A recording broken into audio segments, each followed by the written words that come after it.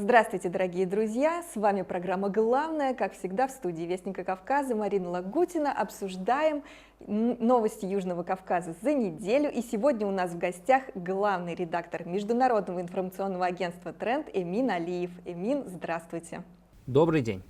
Эта неделя у нас ознаменована большой годовщиной для Азербайджана. Это полное восстановление суверенитета над всей территорией страны. Год назад прошли антитеррористические меры по восстановлению конституционного строя над всей территорией Карабаха, и президент Азербайджана Ильхам Алиев утвердил новый день, новый праздник в Азербайджане. Это День государственного суверенитета 20 сентября.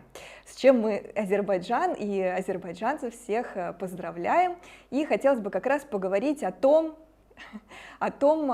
что за год было сделано и вообще как Карабах развивается. И начнем с того, какое вообще влияние имело это событие на азербайджанское общество, на азербайджанскую власть и на ее цели и реализацию этих целей, что за год вообще было достигнуто вот с такой философской, идейной точки зрения. Эмин, пожалуйста. Ну, если говорить о том, что было достигнуто и что было сделано, то, наверное, стоит обратить внимание в первую очередь на те новости, которые мы получали из Карабахского региона весь последний год.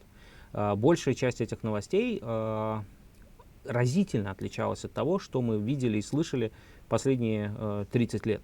Если раньше топонимы Агдам, Физули, Шуша, Ханкянди и так далее звучали по большей части в сводках МВД, Минобороны и Генеральной прокуратуры нашей страны, то сейчас эти названия звучат гораздо чаще, чем было раньше, но совершенно от других ведомств. От Министерства экономики, от Министерства транспорта, от Министерства обороны, конечно, тоже, но теперь это сообщение об улучшении материально-технического обеспечения и условий службы тех ребят, которые расквартированы в Агдаме, в Физули, в Шуше, в Ханкянди, в Аскеране и в других городах Карабаха и Восточного Зангезура.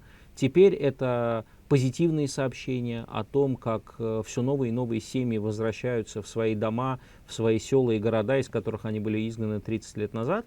И, безусловно, наверное, в изменении вот этого окраса, в изменении скажем так, повестки с негатива, с обстрелов, со смертей, с провокаций, с боев на созидательную тематику, это, наверное, самое главное, что мы можем наблюдать, чисто будучи работниками прессы и СМИ.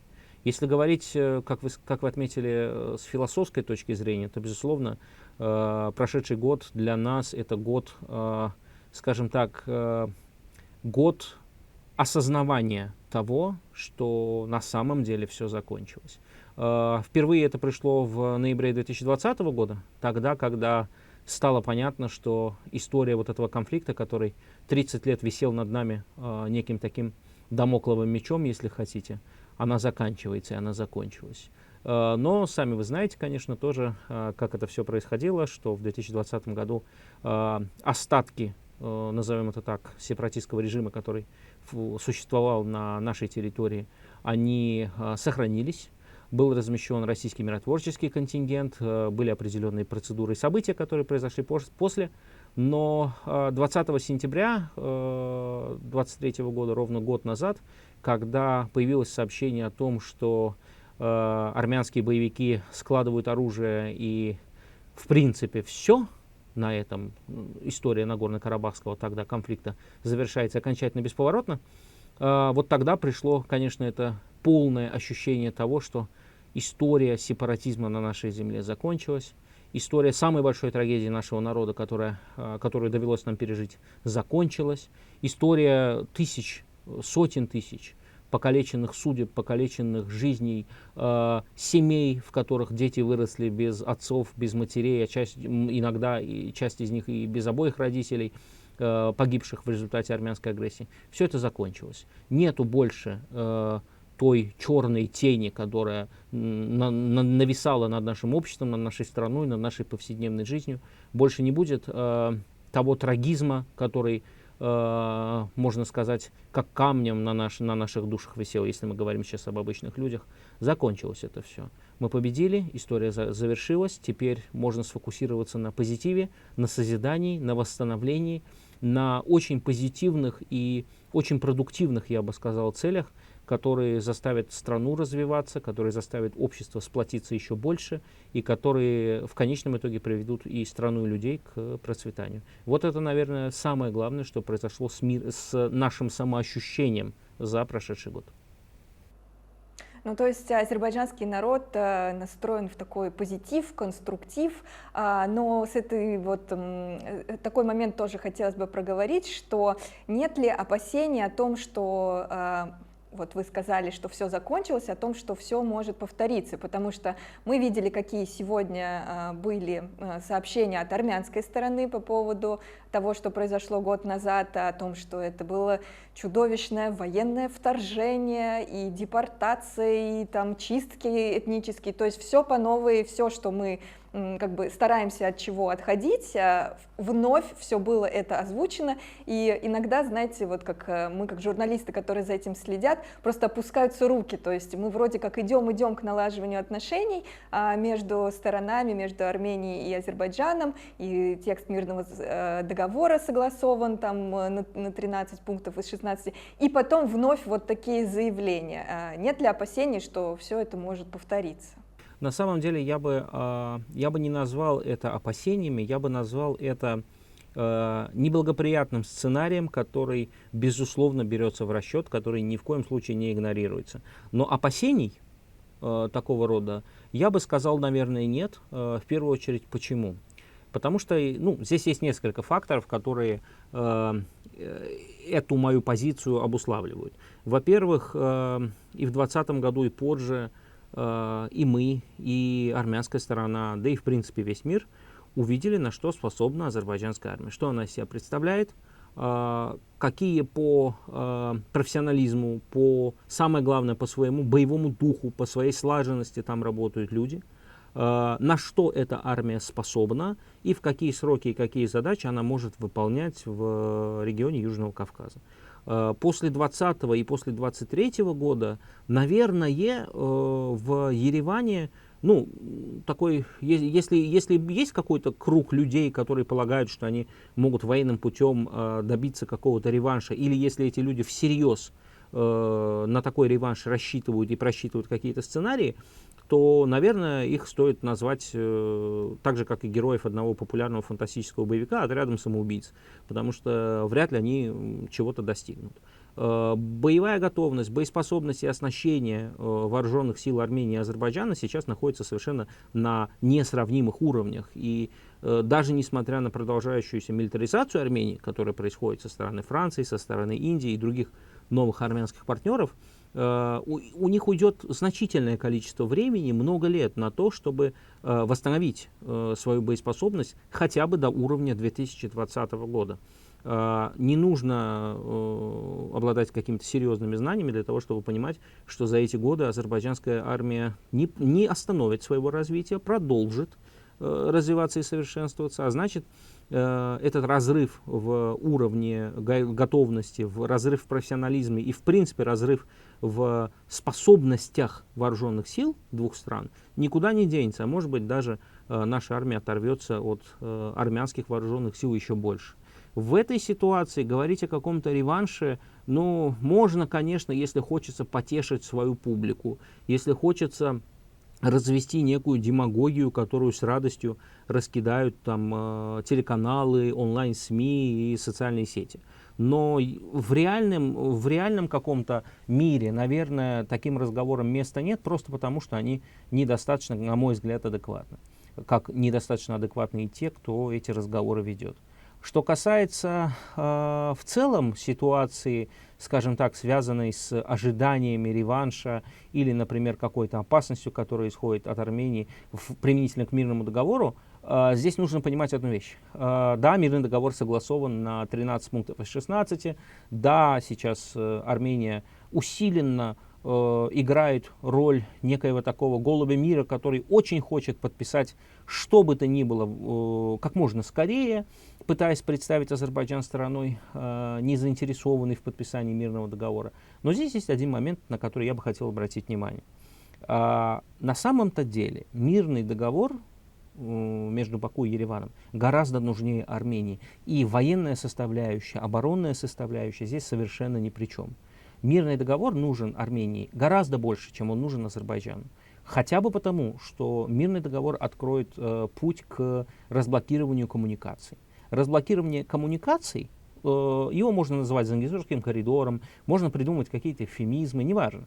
Оно гораздо нужнее Армении, чем Азербайджану, хотя бы потому, что армянская экономика, в отличие от азербайджанской, заблокирована. У них нет свободного, широкого доступа к глобальным рынкам, такого, какой есть у нас. У них нет международных транзитных коридоров, которые проходят через их страну. У них нет налаженной сети международных партнеров. Если мы, конечно, не говорим об армянской диаспоре, а говорим о бизнесе, говорим о партнерских отношениях с рядом зарубежных стран и так далее. У Азербайджана, благодаря транзитным коридорам через Грузию и Турцию, есть выход и в мировой океан, и на мировые рынки. И, собственно, это и нашло свое отражение в тех транснациональных проектах, которые наша страна реализовывает и частью которых является. Армения ничем таким похвастаться не может.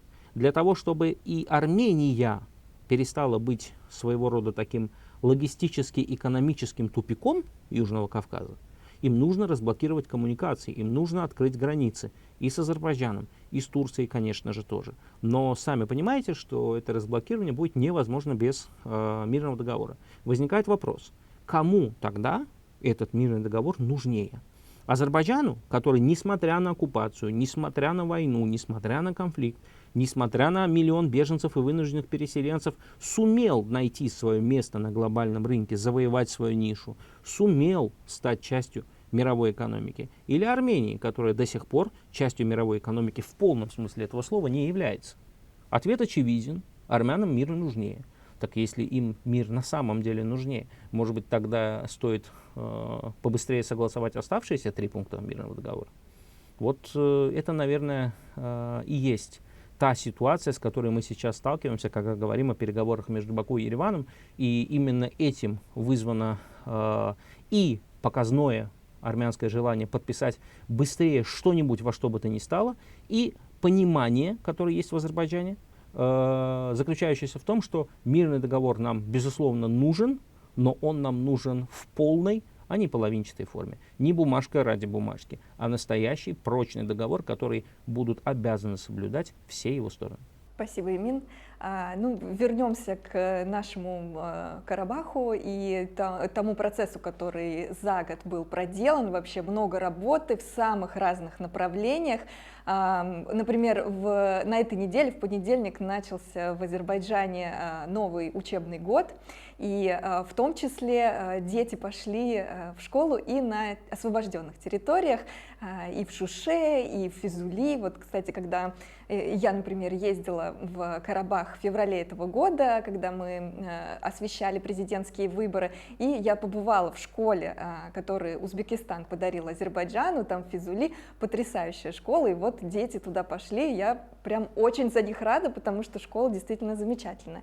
В том числе скоро начнется работа Карабахского университета, там будет обучаться более 1000 студентов, и вообще такой вот, мне кажется, большой шаг именно в том смысле, что молодое поколение, то есть дети, молодежь тоже живут на этих территориях, то есть это не какой-то искусственно, вот мы отвоевали назад территории и просто там живут, я не знаю, военные. Это все не так. На самом деле там действительно есть жизнь, и там дети и молодежь прекрасно развиваются. Вот какие еще аспекты в таком гуманитарном и социальном смысле можно обозначить для Карабаха, для территорий, в которые возвращается жизнь? На самом деле, мне кажется, это глубоко символично, возвращение людей, особенно молодежи, когда мы с вами говорим о ней, на освобожденные территории. Почему?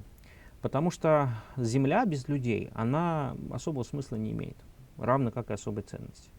И очень многое, кстати говоря, говорит о том, чья это на самом деле земля. Тот факт, что за 30 лет оккупации население на этих территориях не прибавлялось. Прибавлялось только за счет разного рода ливанских и сирийских армян, которых по той или иной причине завозили на оккупированные территории, устраивали им там какие-то потемкинские деревни, где они якобы жили и работали. Здесь же, в случае с освобожденными территориями, уже мы видим совершенно иную картину. Мы видим огромное количество молодежи и огромное количество детей, которые живут в Шуше, которые живут в Физули, которые живут в других населенных пунктах, в которых уже восстановлена нормальная гражданская жизнь. Это о многом говорит. Это говорит о том, чья это земля на самом деле. Дети появились в Шуше и Физули буквально через несколько месяцев после того, как туда стала возвращаться нормальная гражданская мирная жизнь. Это семьи, безусловно, людей, которые там работают, это люди, которые жили в той же Шуше, например, и Физули до оккупации этих городов.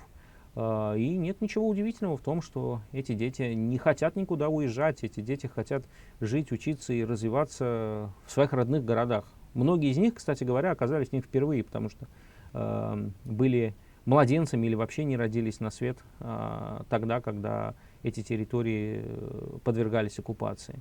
О Карабахе, безусловно, они очень хорошо осведомлены и все знают о своих родных местах. Но некоторые из них видели свои города родные, свои родные места в первый раз. Не на картинке, не на фотографиях, оставшихся в семейных альбомах, а вживую. И это очень хорошо, потому что кому как не им возрождать эти территории, кому как не им становиться фундаментом, на котором будет строиться дальнейшая жизнь и дальнейшее развитие и Карабаха, и Восточного Зангезура, и нашей страны в целом. В Ханканди, как вы правильно отметили, в ближайшие дни состоится запуск, назовем это так, образовательного процесса в Карабахском университете. Студенты уже прибыли туда и размещаются в общежитиях и прочем. Представьте себе ситуацию, где 1000 с лишним молодых, активных людей, у которых есть цели, людей, которые хотят чего-то добиться, они все аккумулированы в городе, они все аккумулированы вокруг одного большого университета, имеющего, безусловно, очень символическое значение. Мы же с вами понимаем, какое значение будет иметь Карабахский университет и для этой молодежи, и в целом для населения того региона, равно как и близлежащих регионов Азербайджана. Ведь если представить себе ситуацию, когда молодой человек заканчивает школу где-нибудь, например, в Барде или в Гяндже, у него появляется довольно серьезная альтернатива. Ему теперь не очень и обязательно, например, рассматривать только бакинские вузы. Он теперь вполне может рассмотреть и Карабахский университет в качестве места, где он получит образование, и место, с которым он, возможно, свяжет свою будущую карьеру. Это все очень замечательно, потому что вокруг молодежи же зиждется развитие. Вокруг этих людей. Они будут оставаться там жить, они будут создавать семьи, они будут, если хотите, начинать свой какой-нибудь маленький бизнес, устраиваться на работу в местные предприятия или в филиалы крупных компаний, которые расквартированы в Карабахе. Это все значительно оживит и в экономическом, и в гуманитарном, и чисто в социальном смысле слова, оживит этот регион и ускорит процессы, знаете, если хотите, стирание разницы между освобожденными территориями и остальной частью Азербайджана. Потому что понятно, что многие населенные пункты в Карабахе до сих пор несут на себе следы вот этих десятилетий конфликта. Рассматривать Агдам, Физули, Шушу, Кельбаджар, Лачин, Зангилан без привязки к Нагорно-Карабахскому конфликту, который был, без привязки ко всему тому, что пережила эта земля и люди, которые там жили, до сих пор, естественно, невозможно. И когда мы говорим об экономике, когда мы говорим о людях, когда мы говорим даже о культурных мероприятиях, даже о туристическом потенциале этих мест, безусловно, нам всегда приходится делать скидку на это.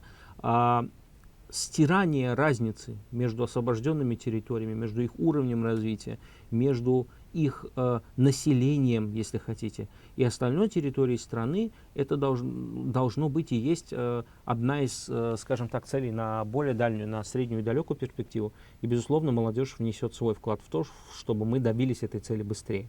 Добились того, что Карабах будет ничем не хуже, а во многих смыслах даже и лучше, и даже образцовым, если хотите, регионом для подражания остальных районов нашей страны. Потому что там, опять же, там реализуются передовые технологии.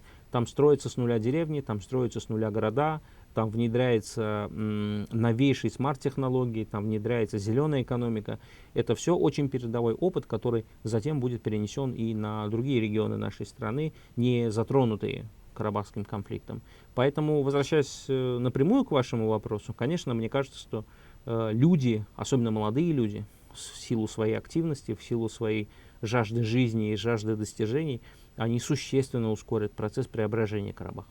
Ну вот, кстати, интересно, что складывается такое впечатление, что правительство Азербайджана делает Карабах и планирует его делать такой витриной страны, потому что действительно, конечно, это величайшая трагедия, то, что там на протяжении 30 лет, вот если мы берем не Ханкинди, да, а районы вокруг, которые были абсолютно разрушены, растащены по кирпичикам, там ничего нет, но при этом это остается таким чистым листом, на котором можно строить действительно с нуля уже передовые технологии, как вы сказали, и вот в рамках КОП-29, подготовка к которому проходит в Азербайджане, много говорится о том, что Карабах — это потенциально такой регион, флагман именно зеленой энергетики, потому что там много солнечных дней, там есть водоемы, то есть можно вот это вот все продвигать, и получается, что можно на этом примере как бы показывать, как, насколько страна будет развиваться и что потом будет построено. Это вот, мне кажется, такой уникальный опыт, и у Азербайджана есть большой шанс показать всему миру действительно пример того, как можно с нуля выстроить, ну, так условно скажем, Дубай, да? Как вы думаете? Безусловно, мы заплатили огромную цену за то, чтобы иметь сейчас ту витрину и тот чистый лист, на котором мы можем написать любую картину. Но, конечно, да, конечно, это возможность внедрить все самое лучшее, внедрить все самое передовое, и в первую очередь не для того, чтобы себя показать, а для того, чтобы люди, которые натерпелись очень много и во всех смыслах этого слова, чтобы они теперь были окружены всем лучшим, чем они могут быть окружены, для того, чтобы они жили дальше, для того, чтобы они возрождали свою жизнь, жизнь региона и жизнь всей страны в целом, если мы говорим о Карабахе и Зангезуре. Но да, конечно, я согласен с тем, что этот регион в силу тотальной уничтоженности всей инфраструктуры за 30 лет, он своего рода полигон, где не то чтобы тестируются, а применяются впервые многие вещи, которые гораздо легче применить на населенном пункте с нуля. Если мы берем, например, возьмем в пример село Агалы в Зангеланском районе, которое просто было стерто с лица земли, сейчас это смарт-село, там солнечная энергия, там фибероптика, там лучшие технологии современного градостроительства, если говорить о строительстве малых населенных пунктов, применяются. И все эти наработки, безусловно, будут использованы в той или иной форме и в других селах, на, скажем так, не карабахских территориях Азербайджана. В качестве обкатки, в качестве теста, в качестве примера того, как это может быть реализовано, безусловно, Карабах будет одним из самых передовых регионов страны.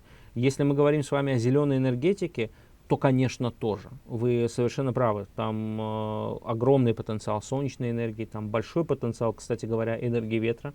Если мы говорим о зеленой энергии, то в Карабахе BP реализует проект по строительству достаточно большой солнечной электростанции. И прямо вот в эти дни идут переговоры с другой компанией, не буду пока детали раскрывать, о строительстве ветряной электростанции в Лачинском районе.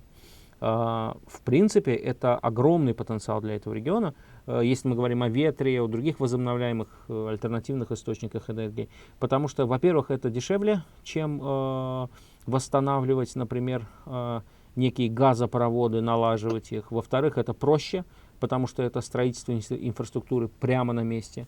В-третьих, это перспектива, потому что все мы с вами понимаем, что может быть не через год и не через 10 лет, но лет через 20-30 совершенно точно зеленая энергетика будет основой всей нашей с вами повседневной жизни, такой, какой сейчас для нас является, например, газ и нефть. И с этой точки зрения тот, кто достигнет наибольшего опыта, наибольшей экспертизы, грубо говоря, кто раньше начнет осваивать это направление, тот в конечном итоге и выйдет из этого энергоперехода победителем, выйдет на коне.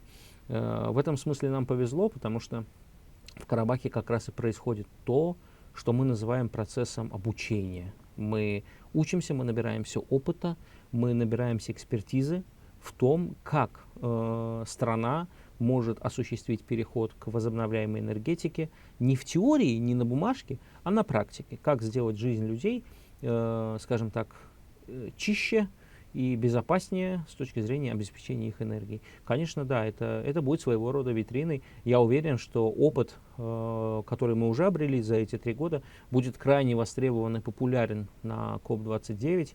Мне кажется, очень многим странам и очень многим компаниям будет интересно, как эти технологии применяются в Азербайджане. Хотя бы потому, что в мире совсем не так много мест, где эти технологии уже применяются на практике, не в единичных случаях, не в смысле каких-то пилотных, лабораторных даже, может быть, проектов, а прямо вот на, скажем так, на земле, прямо с людьми, прямо параллельно с восстановлением инфраструктуры и налаживанием экономической деятельности. Очень многие вещи, связанные с такими передовыми технологиями, как зеленая энергия, они сейчас существуют в виде неких компьютерных моделей, в виде неких расчетов, в виде неких теоретических выкладок. А в случае Азербайджана, вот, все на практике. Мы говорим про смарт-села, пожалуйста, у нас есть смарт-села.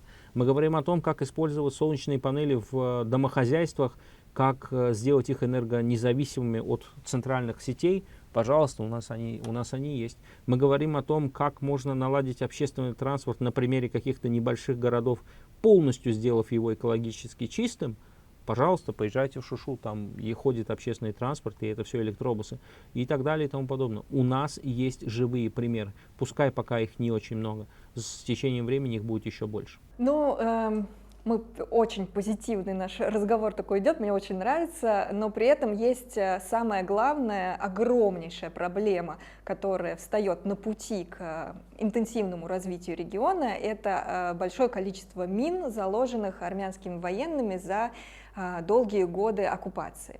И вот недавно совсем была информация о том, что за 4 года удалось разминировать более 160 гектаров земли и более 156 тысяч мин. Но при этом в земле остается еще, возможно, сотни тысяч этих мин, и это огромный, конечно, такой ступор, который не дает полету, да, который Азербайджан взял, здесь развернуться.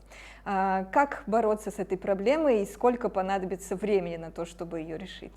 Я боюсь, что мало кто может сейчас дать какое-то точное определение, точный прогноз того, сколько лет на это уйдет.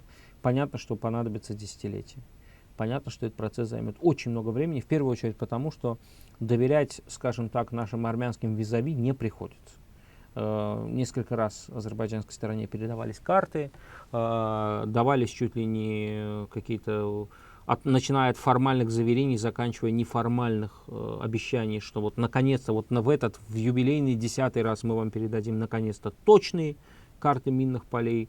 Звучали даже, по некоторым данным, слухи о том, что они чуть ли не мамой клялись, что вот в этот раз они нас не обманут. Но эффективность этих карт как не превышала 20-25%, так и не превышает. В этой связи надеяться на конструктивизм с армянской стороны нам не приходится. А это, наверное, один из немногих факторов, который мог существенно ускорить работы по разминированию. Конечно, этот процесс будет продвигаться медленно. Конечно, мы используем передовой опыт и не только свой, но и наших партнеров, в том числе Российской Федерации, в том числе Израиля, в том числе многих других стран, их наработки для машин и агрегатов, которые способны участвовать в разминировании, в обучении саперов, персонала, который может грамотно проводить эти работы. С одной стороны, конечно, да, это сильно тормозит. С другой стороны, нам не привыкать преодолевать разного рода препятствия, и я уверен, что это препятствие будет преодолено. И, наконец, с третьей стороны, мы можем обернуть это себе на пользу. В том смысле, что кейс разминирования в том числе имеет большой потенциал для Азербайджана, как для страны с оборонно-промышленным комплексом. Мы достаточно серьезно продвинулись в деле конструкции оружия, в деле конструирования разного рода спецтехники. Очевидно, продвинемся и в деле производства машин, оборудования, агрегатов для проведения разминирования. В мире, к сожалению, не закончатся войны, в мире, к сожалению, люди не перестанут друг друга убивать, и поэтому этот опыт и эта продукция, безусловно, будет и дальше пользоваться спросом на мировом рынке, и мы превратимся, мне кажется, в экспортера этих технологий и этого оборудования. Но, конечно, да, хотелось бы, чтобы на Армению оказывалось больше давления, и все большее количество новых армянских партнеров давило бы на Ереван с целью ускорить процесс передачи нам действительно актуальных и действительно точных карт минных полей. Ведь если Ереван, как они утверждают, настолько настроен на мир и так торопится заключить его чуть ли не завтра, то что может быть лучше, чем шаг, скажем так, навстречу Азербайджану, как передача карт минных полей, которая позволила бы нам быть чуть более уверенными в искренности наших армянских визави.